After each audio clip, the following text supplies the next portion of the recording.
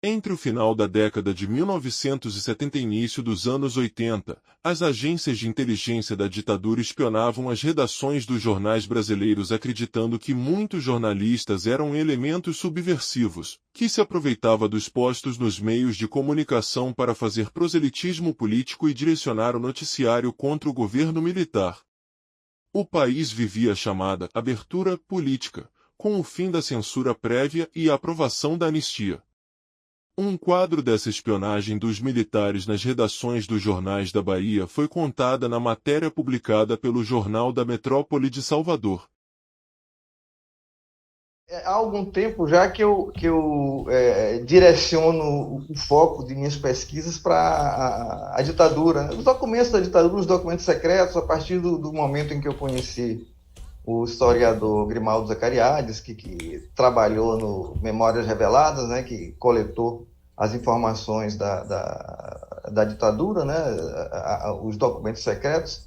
Eu venho me dedicando a fazer algum tipo de matéria. Já fiz um livro sobre isso, sobre o bispo aqui de Natal, Donivaldo Monte, que era monitorado pela ditadura. Fiz aquela matéria do Jornal da Bahia que vocês publicaram, fiz a outra sobre a Operação Igreja, que a Folha publicou, e essa aí também é mais um episódio, né?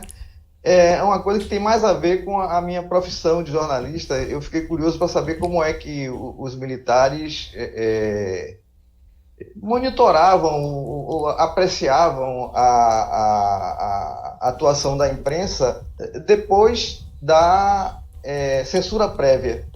Que esse episódio ocorre na abertura política, quando não existia mais a censura prévia, os jornais já podiam publicar matérias críticas ao governo, né, sem ser previamente censuradas. Depois o governo podia até tentar processá-los com a lei de segurança nacional, coisa e tal. E aí eu me interessei em saber o que é que tinha sobre esses documentos relacionados com a mídia da Bahia, mais especificamente de Salvador, e achei uma coisa bem interessante, bem curiosa, como é que eles interpretavam as matérias críticas como se fosse um conluio de jornalistas comunistas, o comunismo, sempre o comunismo, né, para derrubar o governo. Os documentos permitem a gente verificar como é que eles atuavam, né? Era uma época em que não existiam, digamos assim, equipamentos sofisticados de monitoramento, né? Como a gente vê hoje. Hoje é super fácil você grampear uma pessoa até no ambiente, né? E nessa época eles usavam informantes, pelo que dá para se tirar dos documentos analisados, né?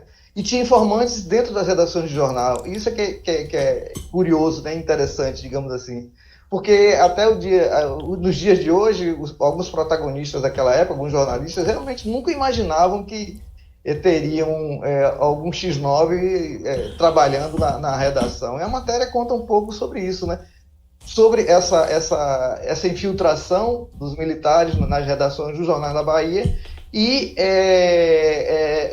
os relatórios analisando o que é que eles achavam do trabalho da imprensa, né? Não era só da mídia, não, porque os relatórios da ditadura tratavam da infiltração comunista em em toda a sociedade, né? Nos órgãos públicos, nas universidades, nas escolas, nos colégios, né? Teve aquele exemplo do Antônio Vieira, né? Do trabalho sobre Leonid Brezhnev. Então era aquela paranoia. A paranoia, na verdade, era dos caras que estavam no governo, né? Porque eles percebiam que a ditadura estava esgotando, né? E notavam que com essa linha dos jornais, o tipo de matéria crítica que se publicava, o governo, né, o poder ia ser entregue aos civis, e eles não queriam muito, não estavam muito querendo aceitar essa história, né? Tanto que um grupo promovia ataques à bomba, né, a bancas de dos jornais que vendiam essas publicações críticas, e a instituições como a OAB, né, tem aquela famosa bomba da OAB que matou a secretária, né? Havia esse núcleo do governo que não, vamos fazer a abertura, entregar o poder aos civis, mas da forma que a gente quer, que a gente entregue o poder para alguém de confiança. No caso deles, queriam entregar a Maluf, né? E Tancredo acabou ganhando a eleição. E aí eles passavam o tempo todo monitorando, e isso servia também, Mário, para uma coisa que para mim também foi uma descoberta, né? Porque a gente pensava que só o Jornal da Bahia que sofria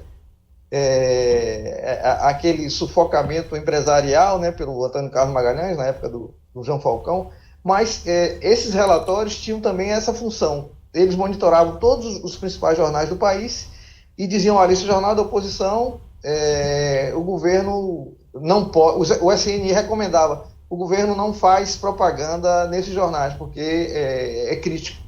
E aí, daqui da Bahia, nessa época, a Tribuna e o Jornal da Bahia integravam esse índex proibitório, digamos assim. Aí, quando o Jornal da Bahia é vendido para o Barral, né, o João Falcão, o comunista histórico, se desfaz do jornal, o Jornal da Bahia é retirado desse índex, né? Tem um relatório que diz: o Jornal da Bahia agora mudou de linha, ele pode ser incluído no rol de veículos que o governo faz propaganda.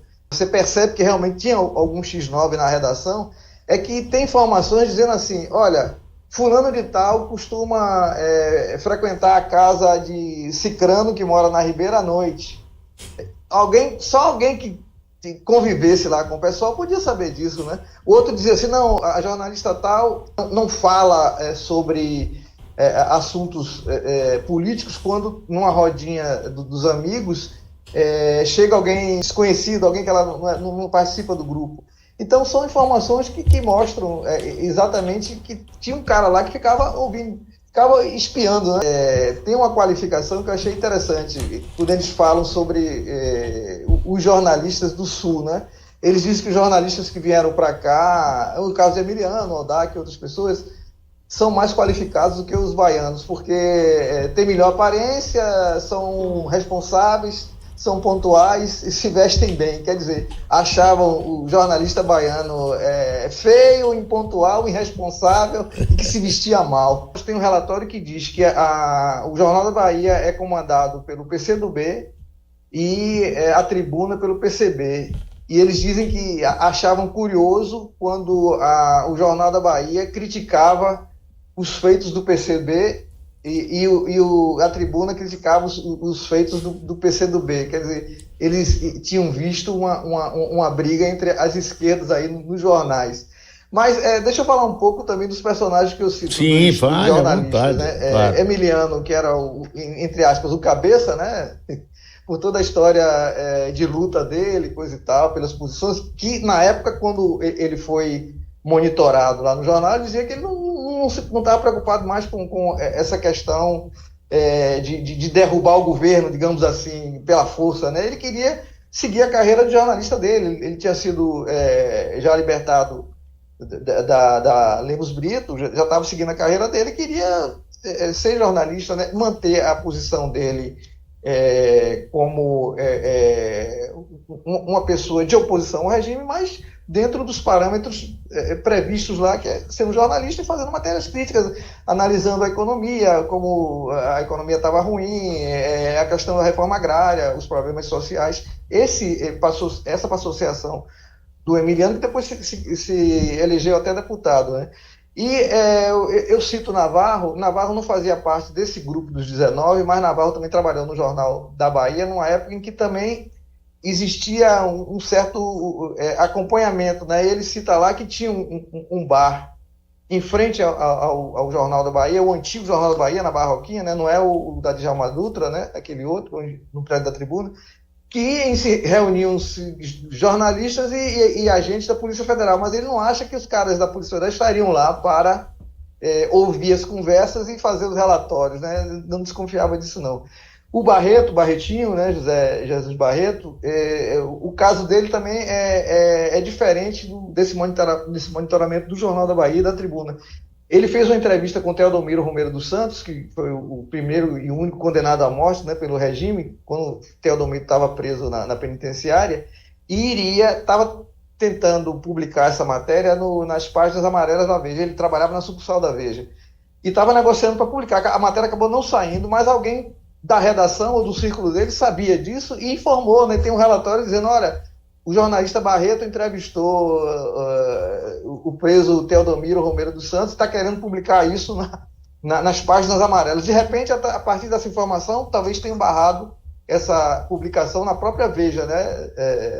Na matriz da Veja. E Pedro Formigli, que também trabalhou no Jornal da Bahia, foi meu colega no Estadão, gente boníssima como os outros três, que não lembrava de um problema que ele teve quando ele foi professor da FACOM, da Faculdade de Comunicação, que ele fez uma prova lá, botou uma pergunta sobre uma reunião de estudantes, né, que saiu no jornal, mas naquela época qualquer reunião era considerada suspeita, e o diretor foi chamar ele tinha feito com mimeógrafo, né, tem um stencil, depois ele destruiu o stencil, jogou no lixo. Aí quando o diretor da FACOM o chamou, ele você bota esse tipo de pergunta, aí ele, conversando lá, o cara pegou um papel lá com os recortes todos coladinhos numa página aqui, ó, a prova que você fez, uma loucura total.